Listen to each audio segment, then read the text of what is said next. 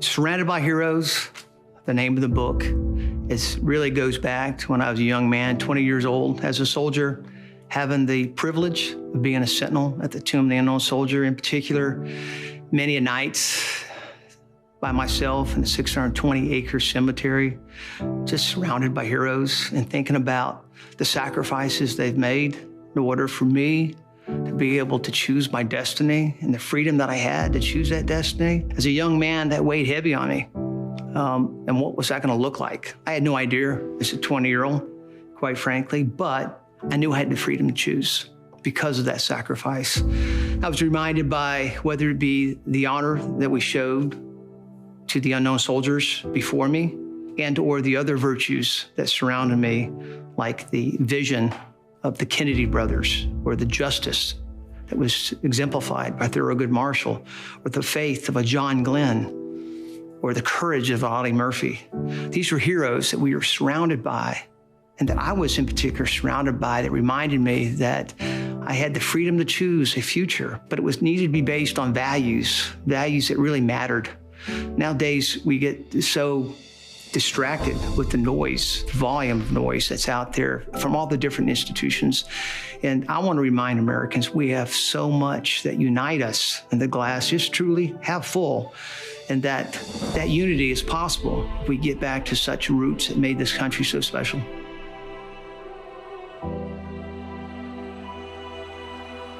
There is no limit to what a man can do or where he can go if he doesn't mind who gets the credit. I remember living through the years of Ronald Reagan, and one of Reagan's great quotes, and I'll paraphrase, was, "It's amazing what we can accomplish if nobody cares who gets the credit." And that's what American values is all about. It's not about taking a side or allowing us to be divided by polarizing views, because that's what the media would like, obviously, because it sells news. The purpose of the book is unity, the things that truly unite us, which are American values, the things that we agree on, and how they need to be protected and internalized and reminded to everyone, so that we preserve the things that made us special as Americans for our children's children, because it's so important that that vision continues beyond the present day noise.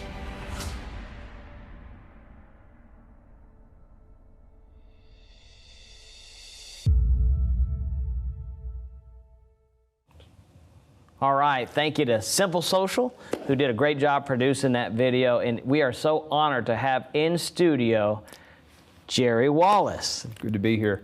Jerry, your company way back helped build this studio, and the viewers that are watching helped support it so we could pay for it.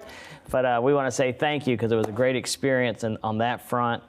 And you have done something that I believe transcends all ethnic and religious boundaries, and it's a tremendous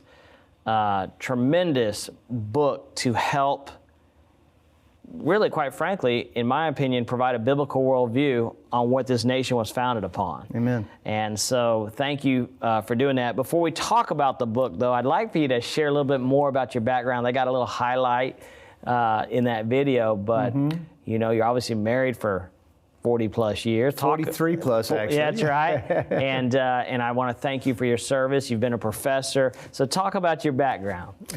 Well, again, the premise is how God just opened my eyes to so many things as a young man. And it was partly the experience at the tomb as a sentinel, but thereafter being able to take the virtues I learned as a sentinel and being raised in a military family. My father was a career Army officer. And so thereafter, just being able to have the freedom to choose what I was going to do with my life. I mean, when I was in the military, my dad wanted me to stay in the military. He thought I'd be a great soldier and do well, but that wasn't the cloth I was cut from. Yeah. So I decided to get out. A lot of people were surprised, but I had the GI Bill, and I went to college. And I decided that I had no idea what I wanted to be when I grew up. I knew I wanted to get an education, do something with my life. So, and God honored that. He brought my wife into my life after my first year of college. We got married after I finished my first year. So our first 3 years of marriage, we were struggling college students. She had been in the Marine Corps 4 years, same time I spent my 4 years in the Army. We were stationed a mile apart in Washington, D.C., never met one another. Wow, Semper Fi. Yeah, and it was after we both got out, going to college in Florida when we met. So God just gave us plenty of favor. We got out of college and we moved here to Fort Myers, Florida. And that's where I eventually started my construction development businesses and was blessed tremendously through all that. And went through the recession, that was supposed to last a year back in 2007, that lasted 5 years. And more lessons learned as a business person and as an entrepreneur. And eventually when that finally passed, it was, what am I going to do with the rest of my life? I knew that I didn't want to stay in construction. It was a good profession to be in, but I wanted something different.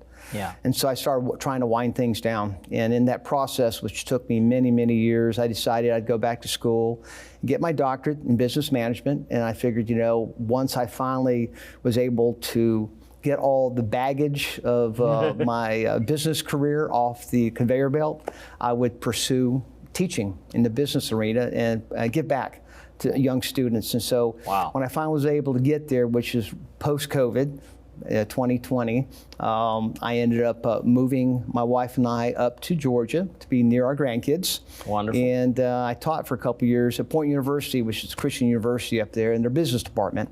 And I really did enjoy that. Mm-hmm. But what was still undone was this book. I had spent at least 2 years prior to being a professor working on this book. So it sat and it gnawed on me. And it was like, this book is really my life song. It's because of God's favor, His biblical principles that are throughout His Word that allowed me to live the life I've been able to live with the blessings and favor I've gotten. I need to get this book done. So I told the university last May of last year that I needed to step down on a unlimited sabbatical and focus on getting this book done. So that's where I'm at today. That's awesome. You're answering your call, and thank you for responding to that call.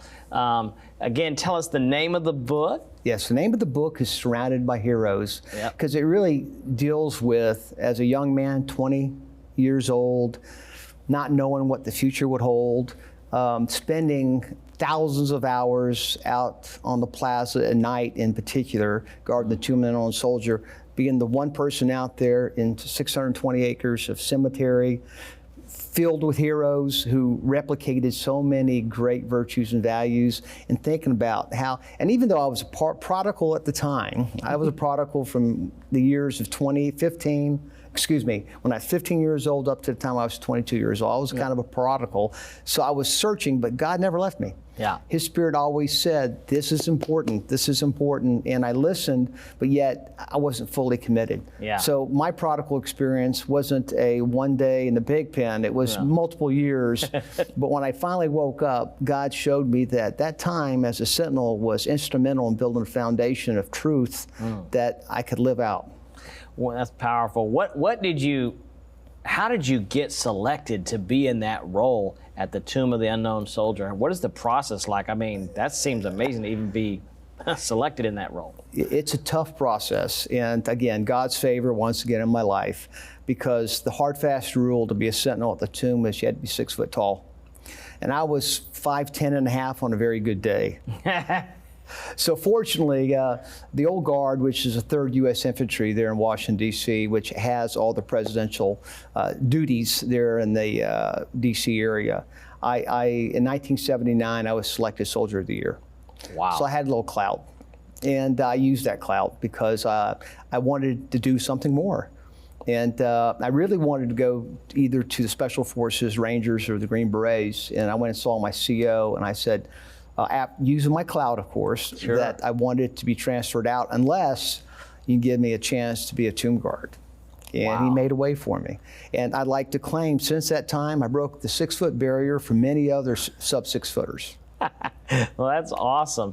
And so you obviously were inspired to write this book, Surrounded by Heroes. Now, for those of you that are watching now, to find out not only about how to get this book, but to get his daily blog. Is it daily blog? No, we put them out weekly. Weekly every couple blogs. Weeks. and to just stay engaged and updated with what Jerry's doing, you know, go to that QR code right there on your screen and make sure and connect with him. Also, his website, jerrywallace.org. You can be sure to connect there as well. And that information is right there on your screen, and you can sign up to get on that email list. It's very important. I always say, tell your in-laws and your outlaws to get engaged and get a biblical worldview on principles and virtues. And what I love about this is whether you're a believer in Jesus Christ or not, this book can reach somebody where they're at and give them a, if you will, a moral compass or a foundational compass that this nation was founded upon. I love how you've written this book. Talk about some of the virtues that you kind of highlight, and do you remember how many virtues there are? I know you did 12, but how many total is there? There's so many more than just the 12. Okay. I had to slim it down to the ones that affected me as a young man, thereafter as a business person, what have you. And a lot of the ones I talk about are kind of out of vogue in modern day culture. We talk about responsibility and sacrifice. You don't hear those virtues mentioned anymore. Humility is another one. You don't hear those virtues mentioned very much because we're unfortunately such a self-absorbed culture. You're right. But those are virtues that make a difference in one's life, and they're biblical principles. Yeah, I always say humility brings the miraculous into our life. And you also hit on vision as one of the virtues. Yes. I think sometimes people go through life and they struggle with identity and purpose. And we know it's our Creator who's the ultimate source to get that. Right. But what are some of the virtue principles from the vision topic that you write about? Do you recall? Well, you know, vision is purpose, and it's believing that God has a unique vision for your life. That's right. And then acquiring that and believing it and living it out is what has to follow. In the book, the chapter on vision, I talk about the Kennedy brothers, who were instrumental at allowing us to believe so many things during a very dark time in our country, the 1960s. You know, we were just embroiled with Vietnam and everything else going on. And you know, John Kennedy made the statement that we're going to get a man on the moon before the end of this decade. Sure enough, 1969, it happened because people believed in his vision. And Robert Kennedy was the same way, very visionary. And it's a shame both of them were lost by bullets, but both of them are buried there in Arlington Cemetery, very close to the Tomb of the Unknown Soldier. They're just examples of the type of heroes that we have in Arlington. We need to be reminded as Americans. They set a course for this country that we need to be united behind, because there's so much more that unites us than what divides us. Yeah, expound on that, Jerry, about what unites us and not divide us, because like, hey, united we stand, divided we fall. So talk about that a little bit more, if you would. Well, the premise of the book is unity. Wonderful. And reminding the general public, not just the Christian public, but the general public, that there's so much more that unites us and divides us. Of course, modern media would tell us every day about all the division that there is. But the fact is, we have American values, which we know as believers are Christian principles, biblical principles that unite us. That's right. So we may have to dress them differently and call them American values, but there's no difference. You know, Apostle Paul told us, you know, in Philippians 4:8, that these are the type of things we need to think about. Yeah. These are the things that matter, and the enemy, as we well know, is full of distractions every day, things to get us off course. And today, more than any other time frame in history, there's more distractions than ever. So we need to contemplate and spend our time thinking about things that really matter, and that's what these virtues are. That's so good. Yeah, think on the things that are true. Exactly. And I think about, you know, we're so connected yet disconnected with the technology age and everything that we're in. And so for you to write a book like this to bring us back, if you will, to the core center, a biblical worldview foundation, but yet connects with people from all walks of life, whether they believe in God or not, whether they're on that, wherever they are on that journey, wherever you are on that journey. You know, that's why I want to encourage you to get connected. Talk about, if you will, you know, the culture where we are in America today. You mentioned about responsibility and sacrifice. Why do you think so many of these virtues are lost in today's modern day culture that we're living in? Well, there's no doubt the enemy has been working full time to divide us, and things that require humility or sacrifice or responsibility are contrary to today's culture. Even though we as believers, we know it's important, and it's something that we have to day by day have to, you know, humble ourselves to. But again, it's what made this country great. And we just need to be reminded as Americans, as well as believers, that there's so much more that unites us and divides us. Yes. You know, when you look at the political landscape today in America and you see these things, it makes me feel like, wow, you know, this book could be a resource to help us come back to, like you said, unity and to heal this land. And yes, we're so self-absorbed today in America. When you think about the roots of self, which really is the roots to all of our problems, what do you find in these virtues that is really the hallmark answer to helping to address self? Well, obviously, it's contrary to self. Yeah. It starts with humility and humbling ourselves to things that are greater than ourselves. And God's truth is greater than ourselves. You know, the Bible tells us again and again, these are things that are far greater than ourselves. But we need to spend the time and contemplate the significance behind all these things. I told you, the book, what motivated me as an objective on this book is to help the common person to understand that there are biblical principles, and we'll call them American values, but they're the same thing. Yep. That unite us and that are so important that we need to focus on and live out. And we would have a lot less of the meanness and the evil and the all the negative things that the media would like to promote. Yeah. We'd have so much less of that if people would just get back to those roots. Yeah, so good. And friend, again, I want to encourage you to go to that QR code and sign up to get on his email list, to get that blog and get those updates. Be informed, be engaged. Now more than ever, it's so important and vital that you get connected to people that speak truth to the culture, and that's what I see this book doing. What is your hope as people pick this book up and engage with? I like to say this is your ministry, but it's your marketplace platform. It's your platform, period, that you want people to discover as they connect with this book. Well, like you said, Paul, this has become my life song. I mean, I had a 35-plus year career as an entrepreneur, did very well, was a business professor for a few years, enjoyed it, et cetera, but I just felt like God had another calling on my life. The whole reason why I didn't stay in the military, because I felt like there was always another calling. And this book's been in my heart for a long, long time. Wow. And it's my attempt to remind everyone we have a lot to be thankful for. And because of the sacrifice of so many heroes, inside and outside of Arlington Cemetery, we have the freedom to choose our destiny. And it's not just where we are today, it's where we can be tomorrow also. And, you know, my blog, which people can, when they go to the website, they can read some of the blogs, but one of the first ones I did was last fall. It was football season. And I know a lot of your viewers, if they're football fans, they've noticed that there's particular games where the players don't wear their individual name on their back of their jersey. Instead, they wear a virtue like commitment or sacrifice or courage or something like that. And the blog is about, there's a reason why. Those are things that unite us, things that truly are not self-centered, but that are bigger than self. And those things unite us. So whether it's the football team being inspired and winning the games, or we as Americans being inspired, making sure that we live the example that this country was based on, it's important for that unity to rise above all else. That's so good. What would you say to a marketplace leader or a business leader that's watching about maybe a virtue that sticks out from what you wrote of the 12?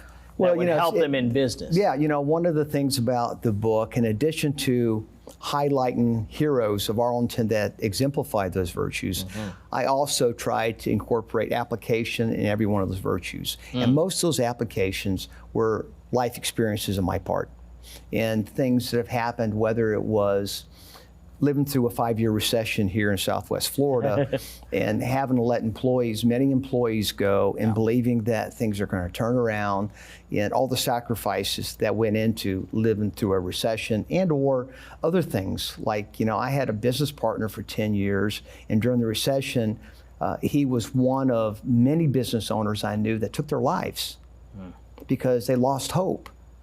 And we know as believers, our hope's in Jesus Christ, nothing else. Right. But a lot of people, they get wrapped up, unfortunately, into a title, into a position, into success, whatever, and that's where they start finding their worth instead of in Jesus Christ. That's good. So again, each one of those virtues I talk about, I try to incorporate a life experience that I learned because I embraced that virtue prior to such.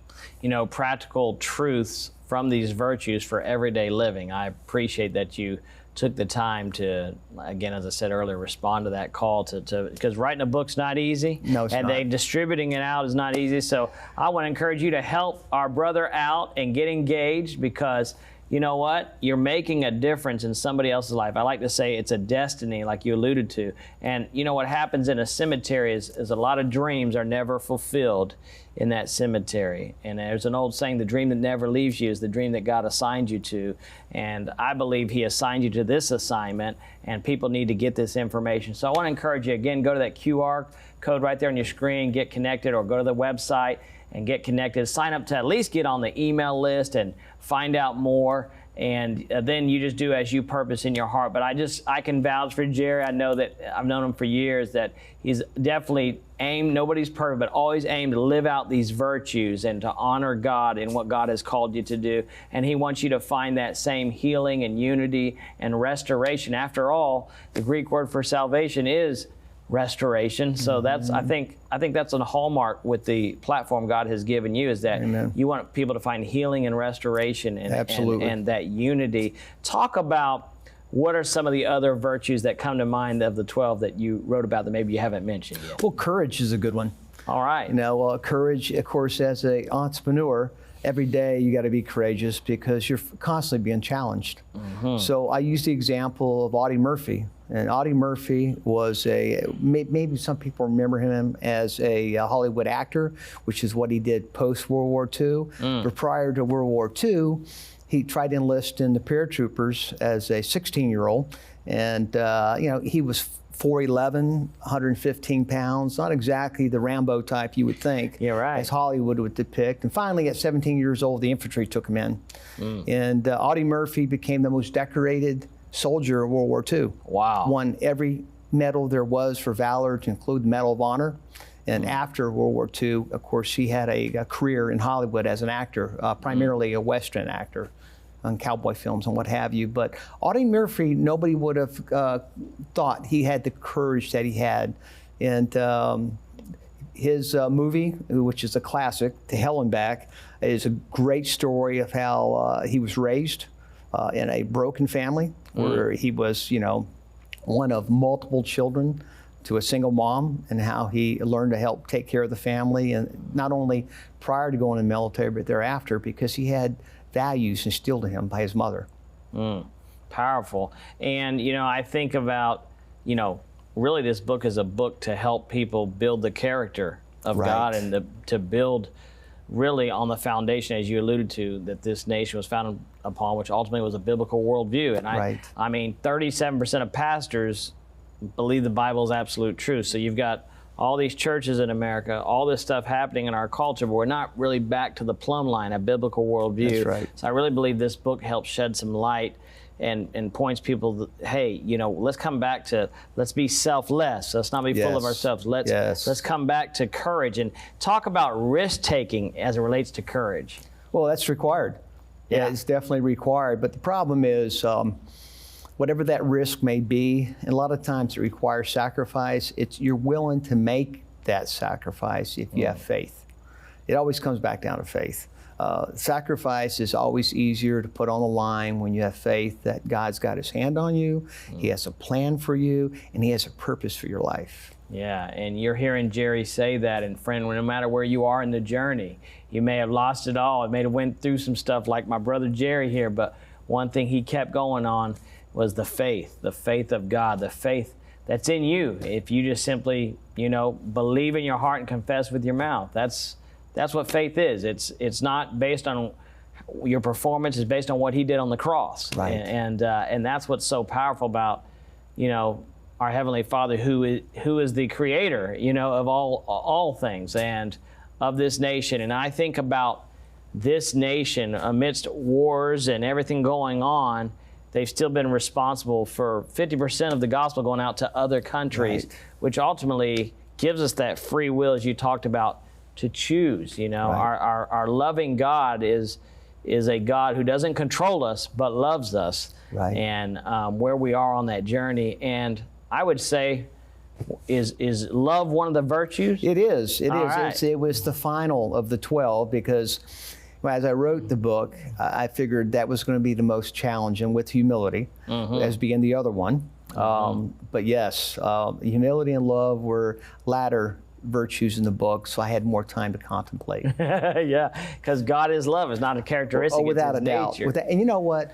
It's funny because I've growing up in the military, Sure. I had to learn Spanish and German, and I never was any good in second language. And people ask me, "Do you speak a second language?" It's like, yeah, but I'm working on it. It's I'm still language working of on love. my English. Don't It's worry about It's it. language of love. Is my point. That's It's right. like you never achieve proficiency in the language of love. That's You're right. just growing in it all the time. That's good. Yeah, well, that's good. We're growing in the grace of God every day, right? Right.